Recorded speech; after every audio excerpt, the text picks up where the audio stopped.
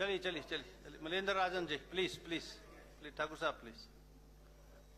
तो ये जो माननीय मुख्यमंत्री जी ने राष्ट्रीय आपदा घोषित करने की यहाँ पे जो प्रस्ताव लेकर आए हैं, इस पर हम सबको बहुत एक सार्थक जो है विचार यहाँ पे सदन के अंदर करना चाहिए, ना कि एक दूसरे पर टीका टिप्पणियां करके। इससे जो है प्रदेश के लोगों का ना तो भला होगा, क्योंकि जैसे मैंने पहले कहा है कि प्रदेश की जनता एक उम्मीद की तरह ये जो मानसून सत्र यहां पे बुलाया गया, हम 68 के 68 लोगों की तरफ देख रही है। मैं अपने विधानसभा क्षेत्र की बात करूंगा। मुझसे पूर्व यहां पे बहुत से वक्ताओं ने, माननीय हमारे सदस्यों ने हमारे विधानसभा इंदौरा गंगत का जिक्र किया। पौंग बांध का जो पानी छोड़ा गया वहां पे ब्यास नदी में, और निचला जो हमारा क्षेत्र है फतेहपुर और इंदौरा का, फतेहपुर की 3 पंचायतें और 14 पंचायतें हमारी इंदौरा विधानसभा क्षेत्र की, वहां रियाली, बहादुर, बडूखर, मंड, बोगरवा, हलेड़, हमारा प्राल, मलकाना, मंड गंडरा, मंड सनौर, मंड इंदौरा, मंड म्याणी, बेला इंदौरा, ये जितने भी हमारी पंचायतें थी, चाहे बसंतपुर थी, त्योड़ा, लैड़ियां, तमोता थी, मीलवा, ठाकुर द्वारा, माजरा, ये चक्की पे स्थित थी। ये पूरी की पूरी जो हमारी पंचायतें थी, ये पूरी की पूरी जलमग्न, कुछ पंचायतें पूरी की पूरी और कुछ जो है पार्शली जो है वो जलमग्न हो गई। और 30 गांव जो हमारे हैं वो उस बाढ़ के पानी के कारण, जो पोंग डैम से पानी छोड़ा गया उसके कारण जो है उसमें फ्लड लाइक सिचुएशन जो है बनी। और मैं इस सदन में माननीय अध्यक्ष महोदय, माननीय मुख्यमंत्री जी का मैं आभारी हूं कि 14 अगस्त रात को ये जो पानी जो है पोंग डैम का छोड़ा गया, और 15 तारीख को एक दिन पहले हम लोग जो है प्रशासन के साथ वहां पर गए, लोगों को समझाया भी कि आप निकल जाओ। लेकिन हर साल की तरह पहले भी पानी आता था, जुलाई में भी पानी आया, लेकिन इतना पानी आ जाएगा इतनी इसकी आशंका लोगों को भी नहीं थी। और जल स्तर इतना बढ़ गया कि जो लोग बिल्कुल बेफिक्र थे वो जो है अगले दिन चीखने चिल्लाने शुरू हो गए और छतों के ऊपर चढ़ गए, बच्चों के लिए गुहार लगाने लगे। और मैं आभारी हूं सदन के नेता माननीय मुख्यमंत्री ठाकुर सुखविंदर सिंह सुक्खू जी का कि 16 तारीख को सुबह मेरी टेलीफोन पे उनसे बात हुई, तो मैंने उनसे कहा कि ऐसे ऐसे है, ये सिचुएशन जो है बड़ी क्रिटिकल हो रही है और लोग बड़े पैनिक हैं, छतों पे चढ़े हैं।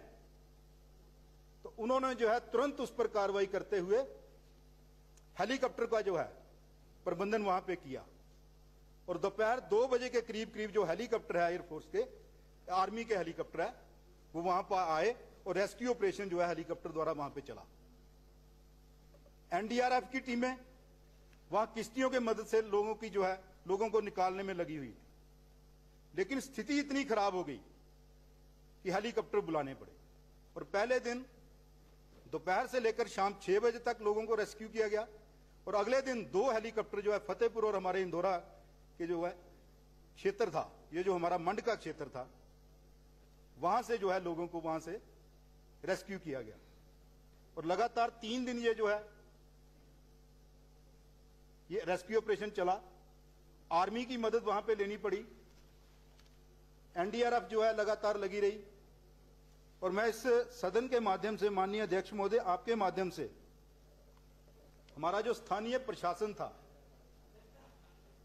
चाहे हमारे जिलाधीश महोदय कांगड़ा के, एसपी नूरपुर, और पूरा का पूरा हमारा इंदौरा का प्रशासन और सभी विभागों का मैं धन्यवाद करता हूं कि उन्होंने पूरी संवेदना से पूरी रात को 12-12 बजे भी लोग जो हैं किश्तियों के द्वारा जो है रेस्क्यू किए।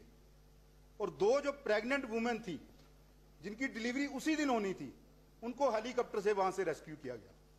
छोटे छोटे बच्चों को रेस्क्यू किया गया। और 3 दिन का ये पूरा ऑपरेशन चला। उसके बाद जो है राहत शिविरों में लोगों को ठहराया गया। कुछ लोग जो है अपने रिश्तेदारों के वहां पे चले गए। और माननीय मुख्यमंत्री जी, आभारी उनका कि 16 तारीख को उन्होंने स्वयं वहां पर आकर जो स्थिति है उसको वहां पे आके देखा।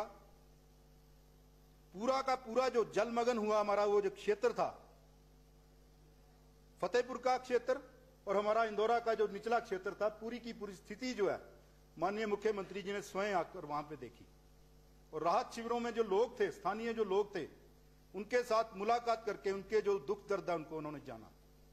और तुरंत कार्रवाई जो है प्रशासन द्वारा, जो पहले जो उनकी, मैं नहीं कहता प्रशासन बिल्कुल अपना जो है वहां पे ठीक काम कर रहा था। रात को डीसी एसपी माननीय हमारे जो कांगड़ा और नूरपुर के थे, वो एनडीआरएफ की टीम के साथ रात को 12-12, 1-1 बजे तक वहां पे डटे रहे लोगों को निकालने के लिए।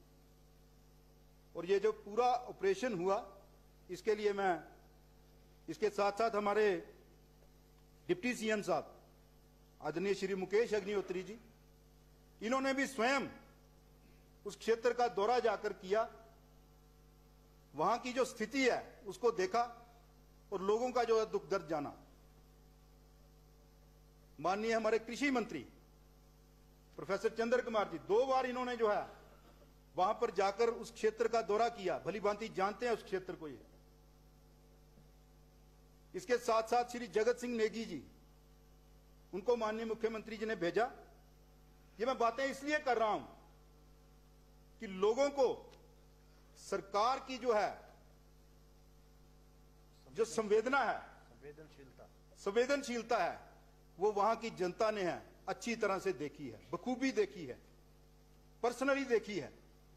इससे पहले भी उस क्षेत्र में 1988 में 1988 में फ्लड आया था और बहुत बुरे हाल, तब भी वहां से लोग जो है एयरलिफ्ट किए गए थे। और जो भी नेता उसके बाद वहां पे जाते थे, लोग जो है उनके साथ ठीक बर्ताव नहीं करते। लेकिन इस बार जो है मैं आभारी हूं सरकार का, माननीय मुख्यमंत्री जी का, माननीय डिप्टी सीएम साहब का और माननीय कृषि मंत्री और जगत सिंह नेगी जी का, जो हमारे रेवेन्यू मिनिस्टर हैं, और पूरी सरकार और उनके मंत्रिमंडल का और प्रशासन का, कि जिन्होंने समय रहते जो है वहां से लोगों को रेस्क्यू कराया। और उसके बाद की जो स्थिति है, चाहे वो आईपीएच विभाग की थी, स्कीमें जो है लोगों को पानी जो है मुहैया कराया गया, जनरेटर द्वारा जो है स्कीमें चलाई गई। क्योंकि हमारा जो 33 केवी का सब स्टेशन था वहां पे ठाकुर द्वारा में, वो पूरा का पूरा जलमग्न हो चुका था और खंबे जो है बाढ़ के पानी के कारण टूट चुके थे और तारें जो है पानी के अंदर बिछ चुकी थी। और बिजली को जो है रिस्टोर किया गया आहिस्ता आहिस्ता, पानी को जो आहिस्ता आहिस्ता रिस्टोर किया गया। अब जो सड़कों का काम बचा है वो भी आहिस्ता आहिस्ता जो है उसको रिस्टोर करने के लिए हम लोग जो है आगे बढ़ रहे हैं। इसके साथ साथ मकानों का वहां पे बहुत सा नुकसान हुआ है, फसल का बहुत सा नुकसान हुआ है। माननीय कृषि मंत्री जी देख के आए हैं, वहां पे फलदार पौधों का बहुत नुकसान हुआ है और पशुधन का बहुत सा नुकसान हुआ है। यह गनीमत रही कि समय रहते हरकत में आने के कारण किसी प्रकार का कोई जानी नुकसान जो है वहां पे नहीं हुआ। 2 मौतें हुई, एक नेचुरल डेथ थी और एक सांप के काटने से वहां पे मृत्यु हुई।